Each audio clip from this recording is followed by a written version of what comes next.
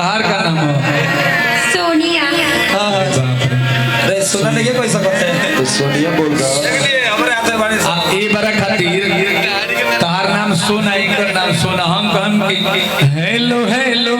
सोना गाना सुन ले बड़ो बहुत से लेकिन तो वीडियो में तू बने वीडियो बना के कोलैबोरेशन करा ले और तो भेज दिया सामान है ना वो और मैं दिखावा हम कम हेलो हेलो तरगा को का सोना ये गौरी माइक देल रहता तब तो नहीं सुनील भैया के भी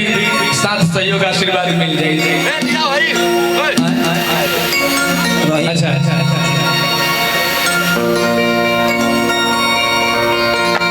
हेलो हेलो का सोना सूत गईलू ना सोना। अच्छा एमे गाना सुन ले मन बोलो अतना देखी ऐसन मतलब प्यार आशीर्वाद दे गाने के लोग देले बा वर्मा सर एकर पढ़ाई पढ़ावत रहंगे हेलो हेलो का सोना इलेक्ट्रॉन प्रोटॉन दुका दुका कार्बन डाइऑक्साइड लिखले रहंगे हम तो जानते ना रहंगे कि हम ए बरा खातिर तहार नाम सोना इनकर नाम सोना हम कहम कि हेलो हेलो सोना गाना सुन ले बड़ो बहुत से लेकिन तो वीडियो में तू बने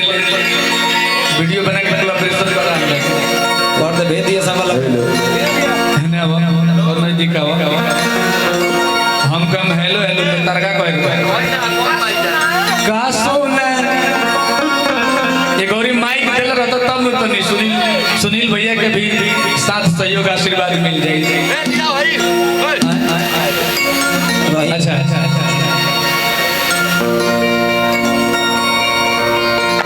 हेलो हेलो का सोना सूत गईलू ना सोना। अच्छा एमे गाना सुन ले मन बोलो अतना देखी ऐसन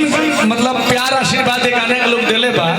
वर्मा सर एकर पढ़ाई पढ़ावत रहंगे हेलो हेलो का सोना इलेक्ट्रॉन प्रोटॉन दुका दुका कार्बन डाइऑक्साइड लिखले रहंगे हम तो जानते ना रहंगे कि